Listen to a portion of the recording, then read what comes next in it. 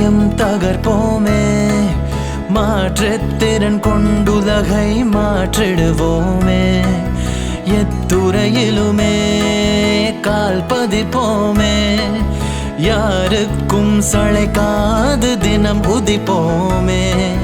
தன்னம்பிக்கை ஒன்றேதான் நம் ஆயுதமாகும், விதி என்ற சொல் இல்லாது போகும். அமர் சேவா சங்கம் வழிகாட்டுதே.